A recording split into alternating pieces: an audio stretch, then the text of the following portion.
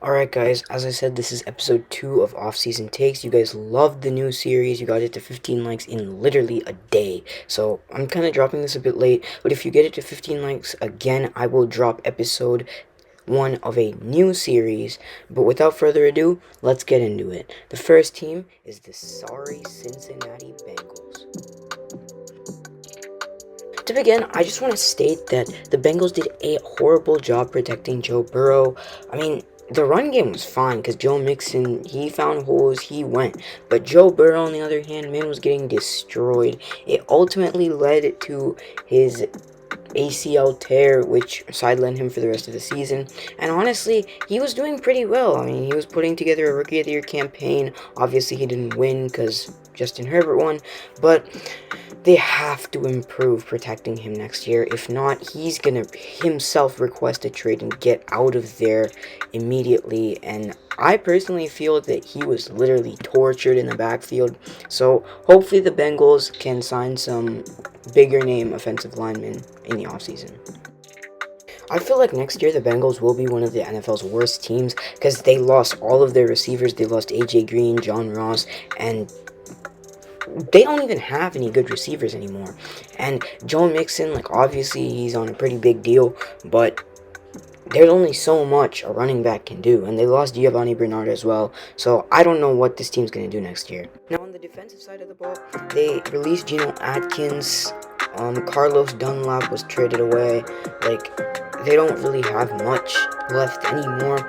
Obviously they have Shaq Lawson and a few other young players that they can build off of, but they also lost William Jackson as well, their number one cornerback, one of the best cornerbacks in the league this year.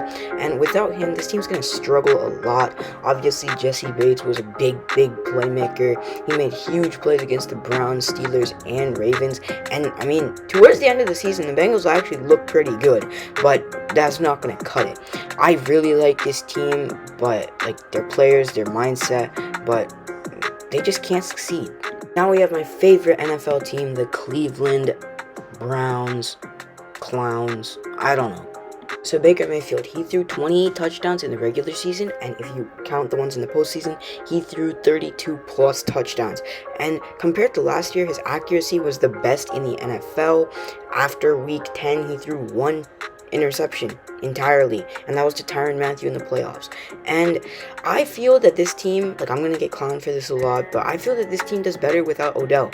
Like, if you just look at the stats, Mayfield just plays better without Odell, because with Odell, he forces passes where they're not supposed to be.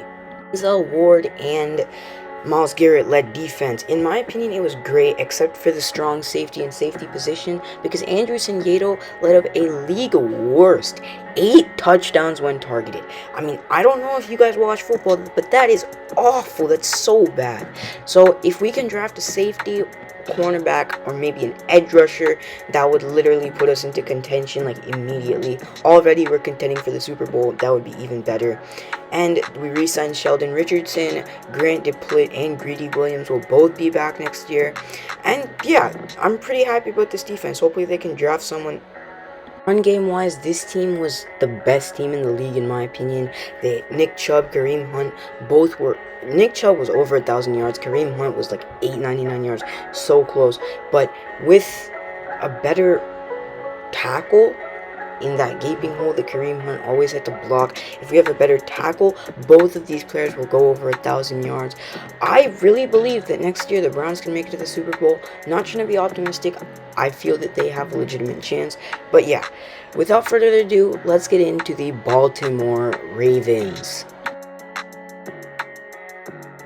Now, to be real with you, this team played great, especially in the run game. But Lamar Jackson really needs to improve his passing accuracy, as many people compare him to Michael Vick. Yet the one thing that Michael Vick can do that Lamar can't do is passing. Michael Vick was just able to put the ball on the money, and Lamar has struggled to do that. Now on the defensive side of things, they've been pretty good. Patrick Queen, Marlon Humphrey, they've been leading this team to some pretty nice defensive snaps. But the main place that I think this team needs to improve is the passing game. Now, Marquise Brown barely got playing time. He was by far the best receiver on this team, yet the coaches mainly played Willie Snead and other players. Now, I feel that the lack of passing protection really just created struggle for Lamar. Like, Lamar just was not able to do any of this. And Orlando Brown Jr. wants to leave. And if Lamar is losing his offensive lineman, like, he might not be the MVP that we saw in 2020. At the end of that season, he was playing so well. Obviously, this year, they made it to the divisional round. I personally feel that the reason that they lost in the divisional round was because of their defense. If they can draft, like, some secondary, maybe some rushers, because they lost Jadeveon Clowney, maybe this will save Harbaugh's job. Like, right now, John Harbaugh, he's on hot seat, man. But I really hate how they lost Matthew Judon, and they probably going to miss out on Jadeveon Clowney as well. And, yeah, well, I hope this team makes the playoffs. I really like them. But, yeah. Next up, we have the Pittsburgh Steelers. So, this team, its season ended on a pretty sour note as they got blown out to the Browns in the playoffs. Overall, this team, they actually did a great job protecting Big Ben, giving him time to pass. But in the playoffs, the bad snaps, the sacks, the pressure led to the loss of this team. Obviously, this team re-signed Big Ben, so he's not going anywhere anytime soon. I personally feel that they need one more receiving asset, because obviously Juju, Claypool, they're good, but Eric Ebron, bro, come on, man. Like, he's not that good. So that's why I feel like they should maybe draft that. And I also feel that they should draft a corner, because they released their, like, starting corner, and that's gonna hurt him. That's gonna hurt him a lot. And with the addition of a new corner, this could possibly be the franchise cornerstone, and they can build around the cornerback on defense. Now, lastly, what I really want to emphasize is this run game. Like, what even is it? I'm sorry, like, I love James Conner, I love his inspirational story and whatnot, but it's not that good. Like, James Conner isn't that good, and ultimately he had one good season, and after that he's just had gradual downfall. And I feel like if this is the case, they shouldn't keep him. They should release him. They should maybe pick up, like, Giovanni Bernard or Frank Gore, a bridge running back, so that they don't have to struggle in the run game. Like, literally in the playoffs, they couldn't run the ball whatsoever because James Conner, he just was not getting it done. And overall, I feel like this team's a pretty good team. Obviously, Juju, Claypool, Johnson, they're pretty good. I'm really excited to see who wins this division next year. I obviously think that it's the Browns, but we'll see. Browns or Ravens is my top picks. Thanks for watching. Make sure to subscribe. And also, the giveaway winners. So, the first person is Business for Dummies.